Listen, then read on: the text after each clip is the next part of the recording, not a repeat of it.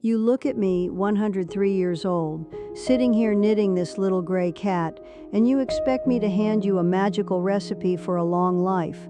You want to know if I drank a certain tea, or did a specific stretch, or ate some superfood every morning. You want a quick fix, but I'm going to tell you the truth, and you probably aren't going to like it. The reason you people are so exhausted, the reason you are aging faster on the inside than I am on the outside, isn't because of your diets. It's because of how you choose to live in your own heads. You are tearing your own lives apart before you even give them a chance to take shape. I watch you young people today. You have all the conveniences in the world, food delivered to your door, machines that wash your clothes, endless entertainment. Yet you are the most stressed out, fragile generation I've ever seen. You treat every minor inconvenience like it's a life-altering tragedy. You use words like trauma and toxic because your coffee order was wrong, or someone disagreed with you, or your boss told you to work harder. I lived through the Great Depression. I saw boys my age shipped off to a world war, and many never came back. Real trauma is quiet and heavy. What you have is an allergy to discomfort.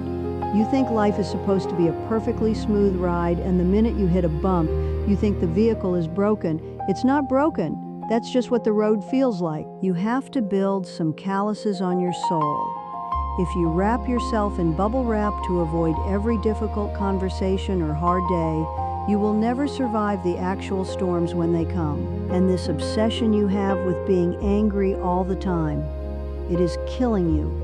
You carry these little glowing screens in your pockets that feed you the worst news, the most outrage-inducing headlines from every corner of the planet, 24 hours a day. You were not built to carry the grief and anger of the entire globe. You were meant to care for your family, your neighbors, the people whose hands you can actually hold. You spend hours arguing with anonymous strangers on the internet, trying to prove you are morally superior. It's a profound waste of the heartbeat you were given. Anger is an incredibly expensive emotion. It costs you your peace, it costs you your sleep, and eventually it costs you your years. Another thing I see, you all think you are the star of a movie. I hear you call it main character energy. Let me tell you a very freeing truth. Nobody is watching you that closely. You are paralyzed by the fear of what other people think, so you curate this fake, shiny life online. You take 50 pictures just to post one where your stomach looks flat and your life looks perfect. Who cares when you're 103? I promise you, you will not be thinking about your angles. You'll be thinking about the times you laughed so hard your ribs hurt, the times you danced in the kitchen in your pajamas, even if you looked like an absolute fool doing it. Stop performing your life for an invisible audience and just live it in the messy, unscripted quiet. And don't get me started on how you treat love and friendship. You swipe through human beings on your phones like you're shopping for a pair of shoes.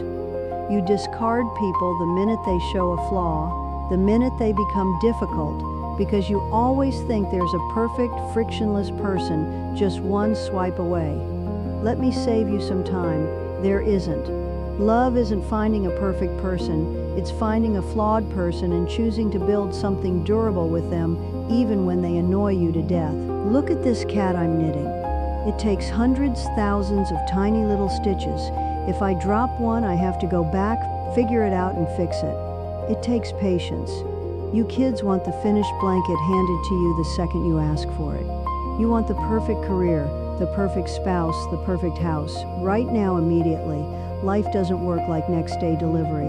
The most valuable things you will ever have, a marriage that survives the hard years, a deep friendship that withstands the test of time, a genuine sense of inner peace. They take decades to build. They take boring, repetitive, unglamorous work, one stitch at a time. But the biggest thief of all is the word someday. You say, I'll take that trip when I have more money. I'll wear that dress when I lose 10 pounds. I'll start enjoying my life when I get that promotion. I had a friend named Martha, a beautiful girl. When we were 25, she bought a set of expensive china plates. She said she was saving them for a special occasion. She kept them in a box in her attic. Martha died at 68. Her children sold that box at a garage sale for $10. She never ate off those plates.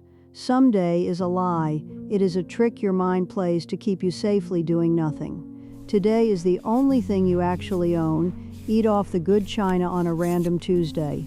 Tell people you love them while they are still here to hear it. Stop waiting to become the perfect version of yourself before you allow yourself to be happy.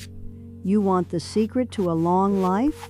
Stop whining about the rain and learn to walk in the mud. Forgive yourself for being young and making mistakes.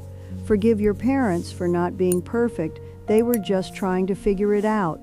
Same as you. Put your phone in a drawer, go outside, look at the sky, and realize how incredibly small you are. It's the most beautiful, liberating realization you will ever have. Now, let me finish this row. The yarn is getting tangled and I don't have all century.